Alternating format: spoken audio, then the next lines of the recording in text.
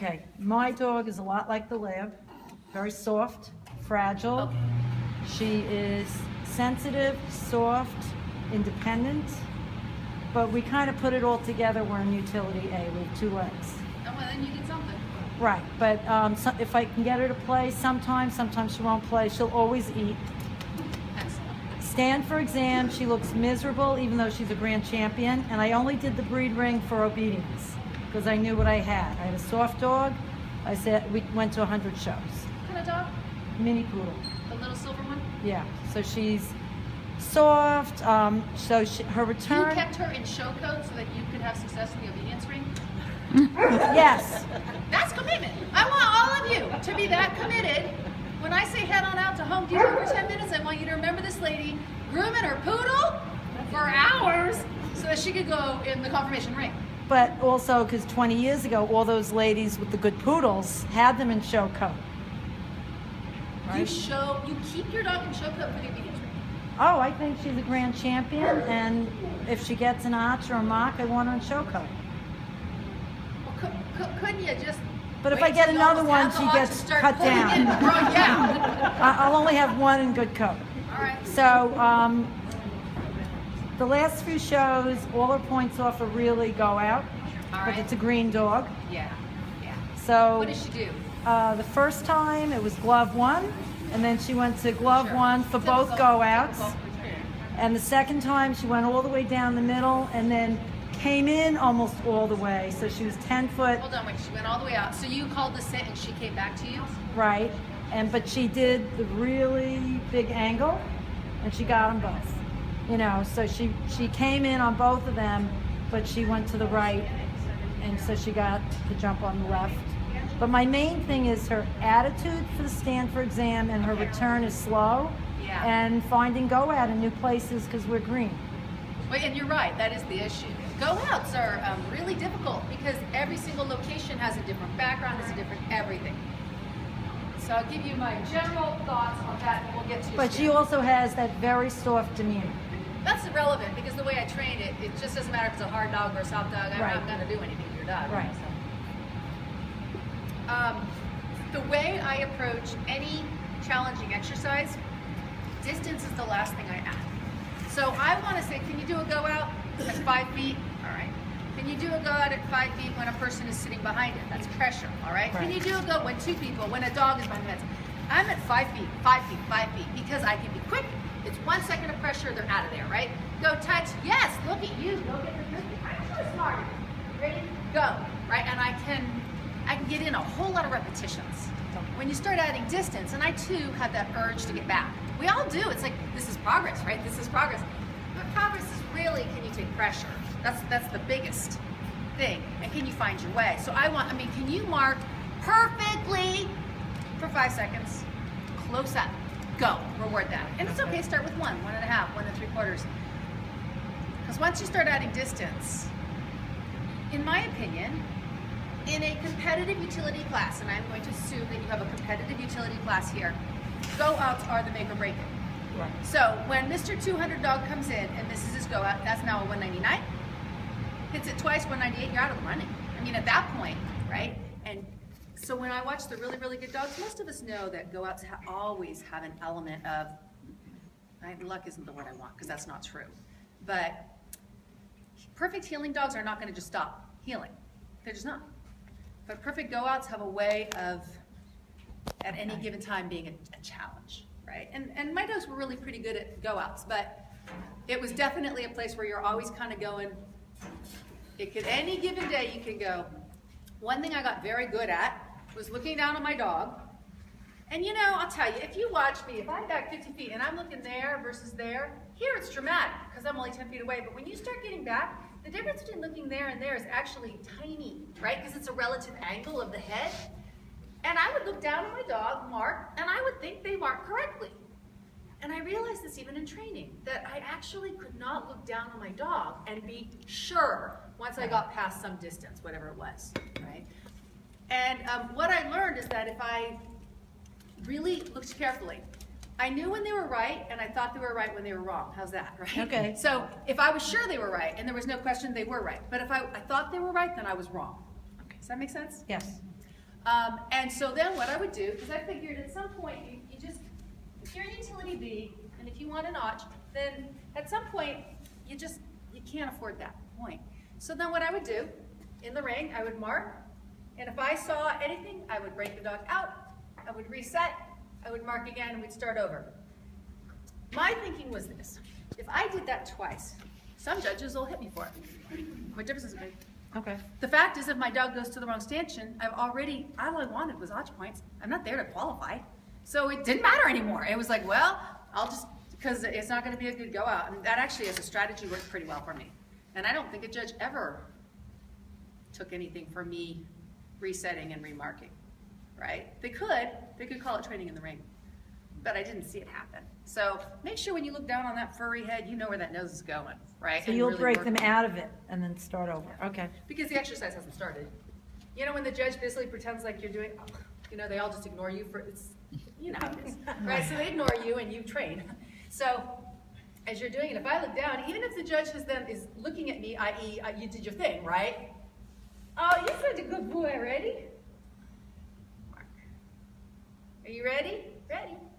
And that dog needs to be able to hold that mark from the looking up, judge asking if I'm ready, responding I'm ready, to ascend.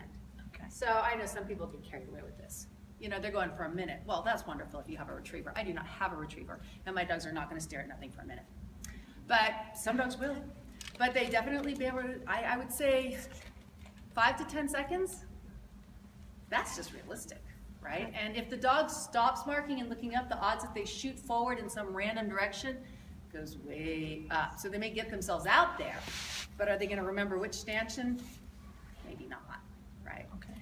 In terms of getting there, though, it's all within 5 feet.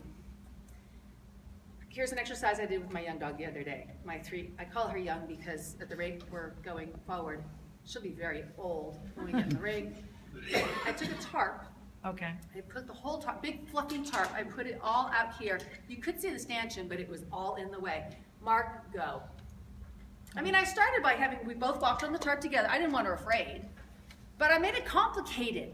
Touch, you're so good, you're so good. And then fluffed it up. So she had to really concentrate. You could see her having to make an effort because the stanchion was, you know, there's this thing on the ground. She had to really think about, where am I going? And then I actually was making a point of how about if I kind of cover this? How about if I take jumps and jump and put it all in between? The other day I did my go outs, there were tables. Well, I didn't set this up, it just happened to be the way it was.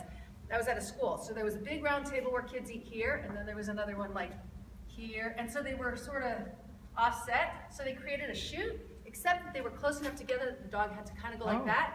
Then I put her treat and train at the end and was sending her 100 feet, because it was just, go no matter what. Go if there's garbage on the ground. Go if there's a table. That was for her. Treat and train. I bought one. It's still in the box. So you can tell me how to use it. Oh, love it, love it, love it. Me too. Well, there's a lot of things you can do with it, but one is just the quickness of the reward, and you control it with a remote. I put it behind the ring, and Okay. the thing goes through. Now, because I had my tarp, how convenient, I threw it over the whole pile. You can't even see the treat and train. But what I wanted to get at is how many repetitions can I get in? Right. So I'm 5 feet back, not so far, 10 feet. Mark, is it a good mark? If you have that treat and train out there, the odds that the dog will stay marked are better, right? And at first it was just click the thing for looking, send. Okay. So her looking causes me to push the button. Then you had to get a little closer, then you had to get a little closer, then you had to respond to my sit cue, which I taught separately. So if we you don't need- respond we to the need sit, work I don't on push the that, button. yeah, So right. you have a ton of, that's why I never put food on the stanchion. I need to be able to control that. But the other thing I like about the treat and train, it has helped me get distance. So when I go to a park or something, I can actually start sending her 100 feet. And that is giving her freedom to move. And you carry your stanchions, your gates with you. No, I usually just use metal fences that have poles, cyclone fences, Okay. because they're usually spaced at 8 feet. And so I associate it with a line. So I walk up, mark that one, go touch it, reward. Then I put this treat and train there, back it up. Because as I've been eliminating something on stanchion, she's now, instead of running really fast, Yeah. she's bowing. She gets there, but it's not a straight line, it's a round line. Yeah, then you have a few options for that. One is teach her how to turn the other direction. Does she always bow the same direction? Pretty much. Most dogs do. So if her choice is to bow this way, then I want you to teach her a cue that means turn this way and sit. Dogs don't want to do that. They don't want to go out this way and then turn. That's way too much work. So they just straighten themselves up. The second thing you can do is if you do use a target, always put it on this side of the stanchion. Okay. And then when she starts going that way, then you would put it there. And that straightens them up. Because it's not where it's supposed to be in their mind. Right. Right? But with the treat and train, then I would put it on this side for her, if that's her direction. It would actually be go here. the opposite, yeah. But the treat and train, it's an aid. You know, I mean, you take it away, your dog is not going to have a go at. It's not like it's a miracle. But what it's done for me is it's given me very, very long go outs with a good attitude. Okay. So separate from all this training stuff, you go to a park, the dog sees you put it at the furthest point, whatever that is. If there's a wall, go there. Don't do it in the middle of the park, right? It's gotten the dog mark. I see it. You can't miss it. It's a big old white box. And a nice trajectory out. And if I want to call to sit at 150 feet, you really should sit. Because if you don't, I'm not going to push the button. I've really liked that. Okay. And then I like that my dog can sit out there while I keep pushing the button. Sit, push the button. Sit, push the button. They have no motivation to creep because the food is behind. And it's allowing her to develop confidence as I'm getting much further away. Then you go in the ring and that 50 feet doesn't seem so painful. Right. But does it transfer directly? No. You still better teach your dog something with the stanchion. I am thinking, because of how my training area is set up, there's actually a drop below. How convenient is that? Oh, like yeah. I planned it, you know what I mean? Because there's railroad ties on the top. I may actually start putting the treat and train outside the ring down. So it's not Send her, easy. sit, and a cue to go out over the gates and just get the cookie or something. I have to figure it out. My little dog, he just goes right through, so that's that. Yeah, much to my horror, the first time I realized baby gates don't mean a thing. He doesn't even break stride. He just, on he goes. But I would, if you have one anyway, start playing with it. The other thing is dogs enjoy it. It's a game. So I've been putting it there with the little thingy going, and then I'll do something like go, cookie, take another cookie, throw it back. Go get it, go, go, go, go, go. Now I'm all the way out here. I'm not running back and forth, but the dog gets a lot of practice just running and hearing the word, go. And they do, because it's just a game of Right. zipping. It's much harder to do that if you're baiting the target, because you have to bait the target. So when you think about how many repetitions can you get in, can I get in 20 in a minute? That makes me happy, and I can. If I'm 5 feet away, go, get your cookies, go get that one, go. That's useful, Okay. right? Versus 1 a minute if you have to bait your target. Not to mention the cue of you walking across is huge. Okay. Another thing I would work on, if you're doing straight lines, I would go to the park with my cyclone fence, I would mark, I would send, I would reward. Now we go to the next one. Over 8 feet, mark, send, reward. Now we go to the next one. I would work my way down that whole fence. And what I found, dogs know where they've been. So even at a brand new park, if you send to that one first and you go to this one, if I was back more than some number of feet, I don't know what it is, 25 maybe, they'll go back to that one. And so it was a chance in a very controlled environment to teach the dog, I don't want you to go where you've been. I want you to go where I send you. Okay. Because if your dog does screw up in the ring, the odds that they screw up the second go out are pretty good. They tend to go to the same space twice. So I really need the dog to understand that, really, straight ahead. So those are lots of general Okay. things. But the whole issue of proofing to make a dog stronger means how can you complicate this at 5 feet where you can make it positive? So I had the tarps. I routinely have food and toys in my training area. Somebody asked me once, I know what the glove is on the ground for. I know what the thing is, but what's this other thing for? And I said, I didn't clean up. I mean, it wasn't conscious. I choose to have a very messy training area because I think the reality, if I need a toy, I just pick one off the ground. If I need the food is sitting there. I think if you just train that way all the time, dogs get really good at kind of washing it all out and kind of going, and then you go in a ring and the dog's like, how easy is this? There's like nothing in here, except at the end there's a target.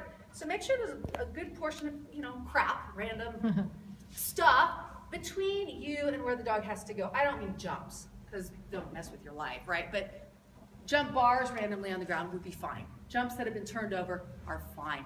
Just that whole thing is, yeah, there's stuff out there. Your job is to find that stanchion, no matter what is between me and the stanchion. What if it's a show without stanchions? Well, where I live, we show equally to baby gates and white poles, so I teach for both. I just train for both.